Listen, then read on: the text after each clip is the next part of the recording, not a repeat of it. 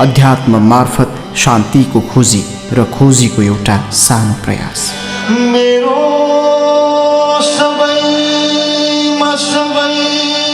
मानिसको जीवनमा बाल्यावस्था, युवावस्था, वृद्धावस्था र मृत्यु अवश्यम्भावी छ र यो अकाट्य हुन्छ। पञ्चतत्त्वको यो देह अन्त्यमा पञ्चतत्त्वमै विलीन हुन्छ। पवित्र पाशुपत क्षेत्र र योसँग जोडिएको जीवनको अनुपम उदाहरण अनन्त यात्रा।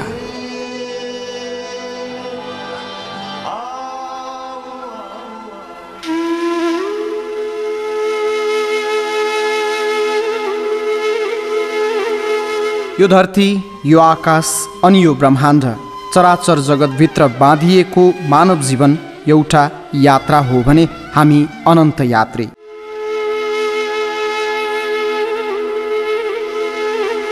प्रकृतिमा निर्भर हामी, हाम्रो जीवन र यो यात्रामा देखिने भोगिने असङ्ख्य अकल्पनीय संजोग नै मानव जीवन यात्रा हो।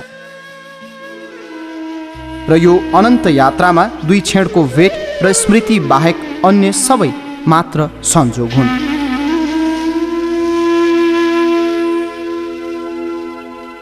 हिन्दू धर्मले भगवान आराध्य देव पशुपतिनाथ शिवलाई यो चराचर जगतकै संरक्षक पनि भनेको छ।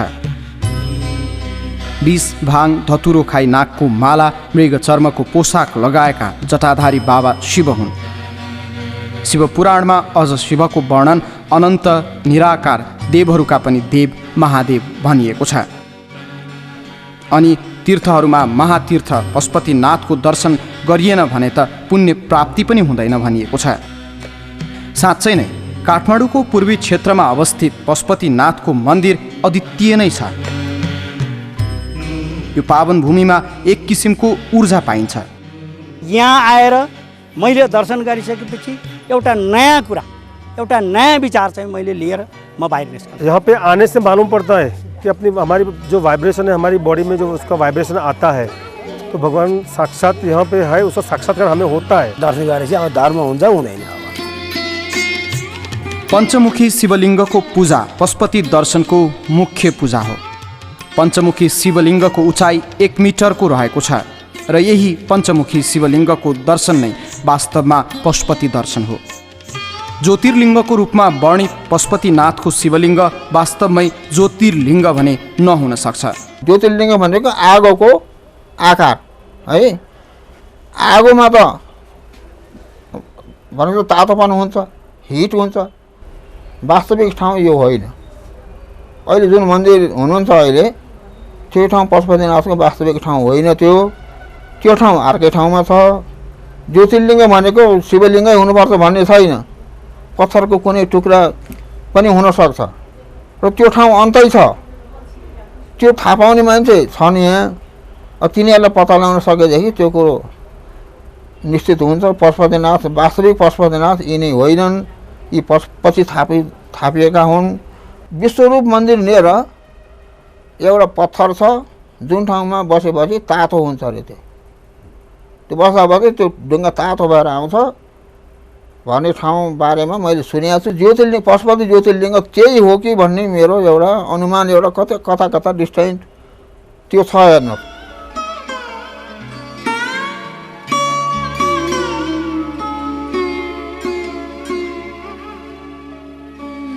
इतिहासविदहरूको खोजी पर्याप्त मात्रामा यो भनाइतर्फ भने नपुगेको भान स्वयं यही भनाइले नै हामीलाई पुष्टि गराइरहेको छ। समाजले पत्याएर हामीले काम गर्ने, समाजले पत्याउँदैन।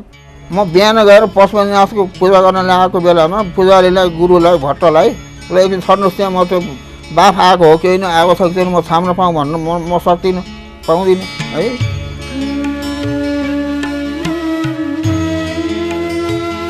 परम्परादेखि पुजिँदै आएको पञ्चमुखी शिवलिङ्गका 5 मुख आफ्नै विशेषताले भरिएका छन्। पश्चिमतर्फ सबैले पहिलो पूजन गर्ने मुख सद्योजात हो। निश्चल, निष्कपट र बालसुलभ अनुहार पश्चिमी मुखमा देख्न सकिन्छ। त्यसैगरी पूर्वी दिशामा रहेको तत्पुरुष शिवले प्रकृति र पुरुषको भिन्नता प्रस्ट्याइरहेको छ। इतिहासविदहरूले गुहेश्वरी मन्दिर पूर्वी भेकमा हुनुलाई तत्पुरुष शिवको अन्योन्याश्रित सम्बन्ध स्त्रीसँग रहेको भनी दाबी पनि गर्छन्। पशुपतिनाथको दक्षिण पूर्वी भागमा आर्यघाट रहेको छ, जहाँ दैनिक शव दहन हुने गर्दछ। यदि कुनै दिन एउटै शव जलाउन नल्याइए कुसको शव बनाएरै भए पनि यहाँ चिता जलाउनु नै पर्दो रहेछ, किनकि शिवलिङ्गको दक्षिणी मुख अघोर रूप हो, जुन अघोर शिवलाई नरधूप नभई हुँदैन।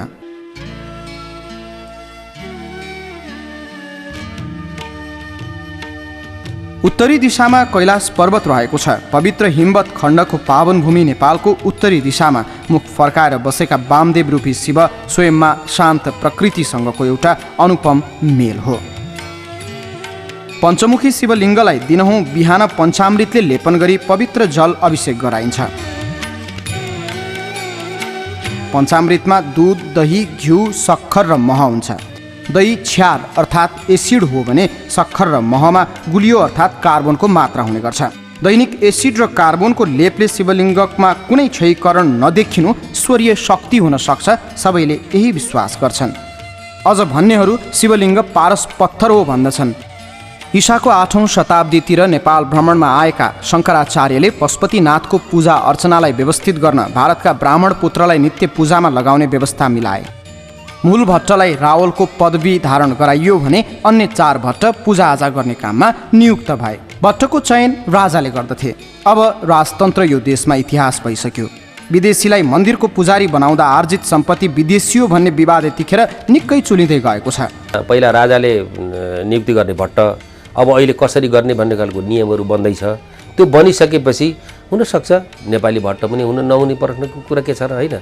भित्र भेटीघाटीको जुन के कति पैसा आउँछ के हो भन्ने खालको हुँदाखेरि भट्ट भण्डारीले जे जस्तो त्यहाँ उहाँहरूले देखाउनुहुन्छ त्यसैले हामीले विश्वास गर्नुपर्ने भएको छ अहिले। तर त्यो पनि कोषलाई चित्त बुझेकै कुरा होइन। राज्यले अब सायदै यो विषयमा त गम्भीर भइदिन्छ नै होला। स्वयं नेपालीलाई नै भट्टको रूपमा मन्दिर प्रवेश गराइनु पर्छ भन्ने आवाज पनि उठ्न थालिसक्यो। पशुपतिको उत्पत्तिको कथा त अझ धेरै रोचक छ। आफैमा अति प्राचीन यो मन्दिर अनि उत्पत्तिको कथामा सत्य, द्वापर, त्रेता र कलियुगले युग परिवर्तनको फनक दिइरहेको पाइन्छ। अझ भन्नुपर्दा कतै न कतै पशुहरूको भूमिका उत्पत्तिमा देखाइएको छ र सायद यसैले हुन सक्छ पशुपतिको रूपमा महादेवलाई पुज्ने थालनी पनि भयो। त्यसो त चराचर जगतमा सर्वश्रेष्ठ प्राणी मान्छे पनि त पशु नै हो। जबसम्म धर्म र सत्कर्मबाट त्यो व्यक्ति बदलिँदैन तबसम्म मान्छे पशु नै सरह हुन्छ। कुनै समयमा नित्यानन्द नामक एक ग्वालाको गाईले नित्य एउटा थुम्कोमा दुध चढाउने गरेको र पछि सपनामा स्वयं भगवान शिवको आदेश पश्चात उक्त ग्वालाले थुम्कोमा उत्खनन गर्दा शिवलिङ्ग भेटिएको किम्वदन्ती यो क्षेत्रमा प्रचलित कथाको रूपमा हर कोही बताउँदछन्।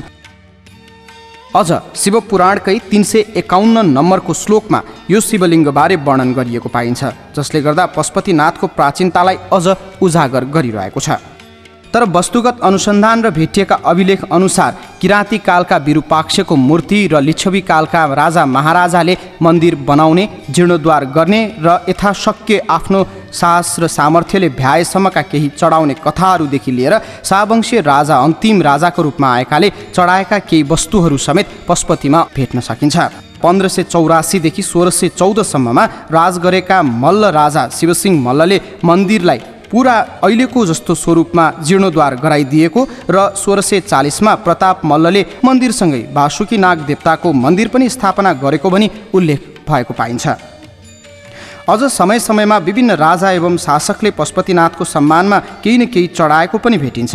विशेषतः राणा प्रधानमन्त्री जङ्गबहादुरदेखि चन्द्रशमशेरसम्मका तत्कालीन श्रीतिन महाराजले मन्दिर संरक्षणमा निकै योगदान पुर्याएका छन्।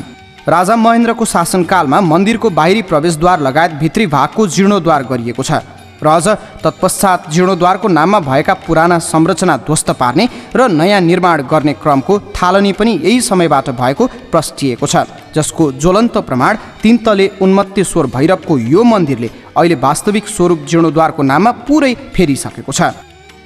तपाईँ पत्याउनु पनि हुन्न होला, पशुपतिनाथको मन्दिरभित्रका काठका दलानहरू मक्किन थालिसकेका छन्। अझ मन्दिरका धेरै भागमा भित्रभित्र धाँजा फाट्न थालिसकेको छ। संरक्षण गर्ने निकायलाई यो बारे अत्तो पत्तो नै छैन। यो साइटलाई कमसेकम सुरक्षित गर्ने, पशुपतिनाथ मन्दिरलाई सुरक्षित गर्ने, चोरी हुन नपाओस्। अब भनौँ न चोरीको मूर्तिको चोरीमा पशुपतिनाथै कुनै दिन हिँडुन् विदेश हिँडिदियो भने यहाँको स्वाहा हुन्छ फेरि है। त मन्दिर भत्किन लाग्यो भन्ने पनि हल्ला सुनिएको छ। त्यो के हो? पहिलो कुरो त ध्यान त्यहाँको एन्टिक्विटिजहरू त्यो वर्ल्ड हेरिटेज साइट कम्प्लिट रूपमा त्यो सुरक्षित हुनुपर्छ। पहिलो प्राथमिकता त्यो हो। कसले संरक्षण गरिदिने यसको भने उत्तर हामीले पनि भेटेनौँ। हाम्रो यो भनाइको ज्वलन्त नमुना पशुपति र गुहेश्वरी मन्दिरको बीच भागमा अवस्थित विश्वरूप मन्दिरले प्रमाणित गरिरहेको छ। काठमाडौँका ऊ बेलाका शासक धर्मदेवले स्थापना गरेको यो बसाको स्थापना यसरी किन भयो होला? इतिहासविदहरू शिवको ज्योतिर्लिङ्गबाट विशेष किसिमको तेज निस्कने र सो तेजलाई सहन गर्न त्यत्तिकै नसकिने हुनाले यो बसाहा यहाँ संरक्षकको रूपमा रहेको पनि भन्ने गर्दछन्। हिन्दू मात्रको आराध्य देव पशुपतिनाथ मन्दिरमा फोटो खिच्न पुरै मनाही छ अनि अन्य धर्मावलम्बीलाई यो मन्दिरभित्रको प्रवेश पनि पुरै निषेध छ। पशुपतिनाथमा पूजाआजा गर्नेले चढाउने भेटी अनि सुनचाँदी र अन्य आयस्ता भारतीय भट्ट र नेपाली भण्डारीको स्वामित्वमा जाने गर्दछ। एउटा भण्डारीले एक महिने पालोमा लगभग 2 देखि 4-5 लाखसम्म आर्जन गर्ने गर्दछ भने मन्दिरको पुरै सुनचाँदी र गहनाको जिम्मा पनि स्वयं यिनै भण्डारीकै हातमा हुन्छ। पशुपतिनाथको जति पनि घर गहना श्री सम्पत्ति सब हाम्रो जिम्मामा हुन्छ है। अनि हामीले चाहिँ नि मासु खानुहुन्छ है। त्यसैले मासु खाने मान्छेले पशुपतिनाथलाई छुनु हुँदैन भन्छ। मूल भट्टको छोरा चल्दैन, भण्डारीको छोरा चल्छ र हामी जहिले पनि बस्न पाउँदैन। त्यो किनभने हाम्रो दाजुभाइ बढ्दा बढ्दै छोरा समेतले पालो पाउने भएको हुनाले हाम्रो बढ्दा बढ्दै 110 जना भयो। पहिले अब 100 वर्ष अगाडि त अब 4 जना मात्रै थियो होला, 200 वर्ष अगाडि त।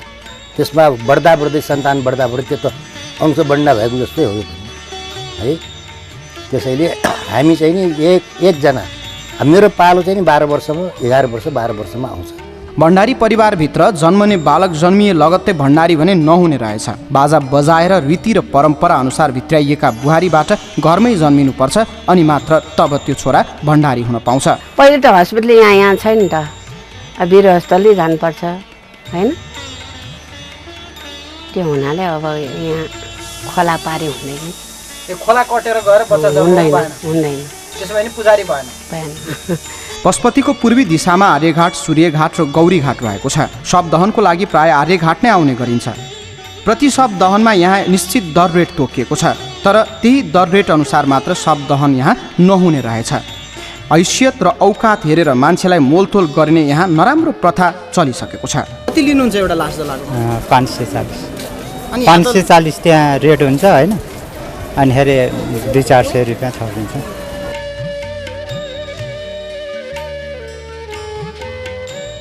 पशुपतिनाथ मन्दिरको दैनिक पूजा चलाउन जम्मा 5500 रोपनी जग्गा रहेकोमा संरक्षणको अभाव र बाठाको खेलसँगै 500 रोपनी जग्गा कता गयो कता, स्वयं अमालकोट कचहरीलाई पनि यो थाहा छैन। विक्रम सम्वत 2055 सालसम्म मूल भट्ट भारतीय नागरिककै अधिकारमा पशुपतिको जग्गाको रेखदेख हुने गर्दथ्यो। तर पछि अमालकोट कचहरी एवं पशुपति विकास कोषले भारतीय नागरिकको स्वामित्वमा नेपाली जग्गा रहनु हुन्न भनी सर्वोच्च अदालतमा रिट हालेको र सो रिटको फैसला अनुसार स्वयं नेपाल सरकारको मातहतमा यहाँका जग्गाको अधिकार आएको रहेछ। एयरपोर्टको जग्गा हाम्रो, हयात रेजेन्सी हाम्रो, दूरसञ्चारको जग्गा हाम्रो, विद्युत प्राधिकरणको जग्गा हाम्रो, थुप्रै जग्गाहरू पशुपति गुठीका जग्गा छन्। जुन मोहीहरू हुनुहुन्छ, मोहीले चाहिँ निर्दिष्ट गरेको उत्पाली चाहिँ उहाँले बुझाउनुहुन्छ। यो पशुपति क्षेत्रको पशुपति गुठीको जग्गाहरूमा पशुपति गुठीको स्वीकृति लिएपछि नक्सा पास गर्न पाइन्छ, ब्याङ्कमा राख्न पाइन्छ, बिक्री गर्न पाइन्छ। एउटै मात्रै झन्झट के छ भने गुठीको स्वीकृति लिनुपर्छ। चाडबाडमा निकै भिड लाग्ने पशुपति क्षेत्रको मुख्य चाडबाडको रूपमा शिवरात्रि, बाला चतुर्दशी, तीज, साउने सोमबारको मेला लगायत पर्ने गर्दछ। यहाँ कोही भोको बस्नु पर्दैन। दैनिक 300 जना व्यक्तिलाई निःशुल्क भोजनको व्यवस्था पनि यो मन्दिर परिसरमा हुने गरेको छ। अन्नपूर्ण भण्डार नामले चलाउँदै आएकाहरू पुण्य प्राप्तिको लागि मानव सेवा नै सबैभन्दा ठुलो सेवा हो भन्दछन्। नौकर बनेर काम गरिरहेको, नौकरी गरिरहेको उसले भगवान शिवजीको बिना पैसाको नौकरी गरिरहेको। कहिलेसम्म गर्नुहुन्छ? अब जहिलेसम्म जीवन छ गरिरहेको। यहाँ अरू भी नौकर बिना नौकरी के छ। हाम्रो त कोही तनखा छैन, कोही नोकरी छैन। कतिजना छन् त बाबा यहाँ हामी कहाँ सहयोग गर्ने सब सहयोग गर्ने छ, जो चलाइरहेको इतना मान्छे 300 मान्छे खेलाइरहेको छ बिना नोकरीको छ, बिना पैसा बिना पैसाको। किनकि जो लाइरहेको यहाँ बाबाको आटा चावल दिइरहेको बिना पैसाको, बिना स्वार्थको, निस्वार्थ।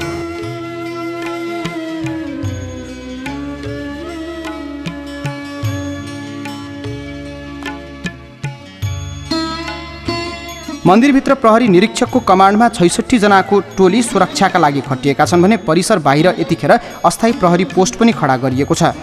मन्दिर परिसरमा खुल्लेआम मदिरा र मांसको बिक्री वितरण हुनुले दर्शन गर्न आउनेको मन निकै कुडिएको छ।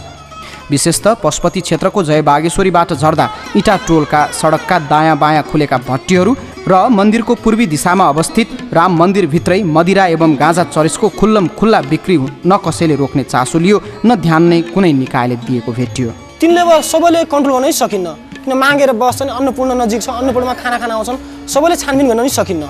मन्दिरभित्र चोरी अब सिक्री लुट दिने भिआइपी पारामा पनि आउने हुन्। धेरै प्रकारको मान्छे भिआइपीदेखि लिएर मरेदेखि लिएर जुदो मान्छेसम्म पनि हुन्छन्। धेरै गाह्रो के काम गर्न। अब हामी घाटमा जाँदाखेरि पनि अब कोही पोकेट मारै भए पनि त्यसले हामीले अब म घाटमा आछु अथवा मलामी आछु भने सोध्छन् हामीले। म मलामी आयो भने हामीले कामै गर्न एकदम गाह्रो प्रहरीले अहिले।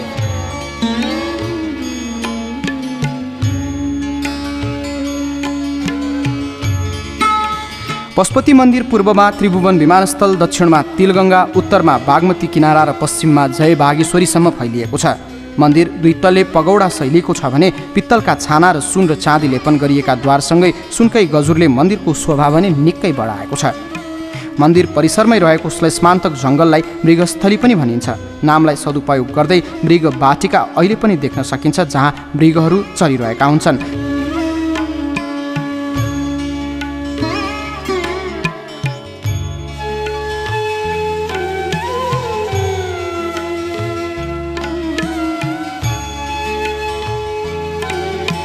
र अर्को रमाइलो दृश्य बाँदरहरूको हेर्न सकिन्छ यो मन्दिर परिसरमा।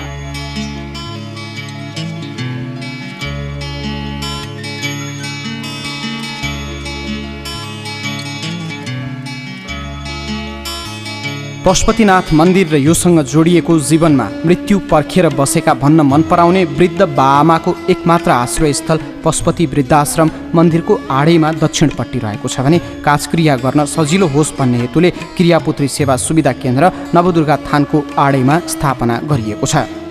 हुनेलाई त जहाँ गए पनि चयन हुँदो रहेछ भने जस्तै स्नानघर जोडिएको कोठा खोज्नेले क्रिया बस्नका लागि दैनिक 250 रुपियाँ तिर्नुपर्छ, जहाँ अट्याच बाथरुम सहितको कोठा पाइन्छ। निर्धनलाई भने 30 रुपियाँमा प्रतिरात कोठा उपलब्ध गराउने कर्मचारी बताउँछन्। मृत्यु पर्खेकाहरू सद्गति गराउनेहरूको सङ्गम थलो बनेको पवित्र पाशुपत क्षेत्रमा अस्पताल पनि बनेको छ, जहाँ जीवनको अन्तिम घडीमा घाट ल्याइ पुर्याइएकाको पनि उपचारको व्यवस्था गर्ने गरिन्छ। हुन त सास सौन्जेल आस भन्ने चलन नै छ। मृत्यु पर्खेर बसेकाहरू र अन्तिम अवस्था भनी घाट ल्याइ पुर्याइएकाको पनि उपचार गराउनका लागि यहाँ पालो पर्खनु पर्ने रहेछ। जीवनको सुरुवाती बिन्दुबाट मृत्युसम्मको एउटा यात्रासँगै आत्मालाई परमात्मामा लीन गराउन सम्पूर्ण व्यवस्थासहित पशुपति परिसर सदैव जिउँदा र मरेकाहरूको आश्रयस्थल बन्दै आइरहेको छ। पहिले त घरै थिएन नि, कहाँ थियो? बनकालीमा एउटा दुइटै घर थिएन, अब गौरीघाटमा केही थिएन। हामी बिसरी जाँदा कस्तो डराएर जानु पर्थ्यो। के गर्नु प्रभु भन्छु, गङ्गालाई नि यस्तो गरेको है।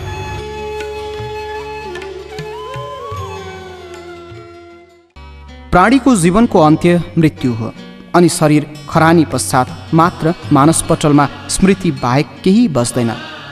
फेरि आत्माको अर्को यात्रा त अनवरत सुरु भइ नै रहन्छ। आत्माले त मात्र शरीर फेर्ने हो, मर्छ शरीर मात्रै। परमात्मासँग लीन हुन आत्माले हिन्दू धर्मानुसार 84 लाख योनिको यात्रा गर्नुपर्ने हुन्छ, तब मात्र परमात्मासँग आत्माको मेल हुन्छ भनिन्छ। यो चोला त यात्राको एउटा स्वरूप मात्र न हो। यस्ता कति चोला यो धरतीमा आए अनि विलीन भए, तर इतिहास बनेर कतिपय स्मृतिमा अझै रहेकै छन्। तैपनि परमात्मा जहाँको तहीँ नै छ, जस्ताको तस्तै निराकार स्वरूपमा विद्यमान नै छ। हामी त मात्र यात्री रहेछौँ यो अनन्त यात्राको।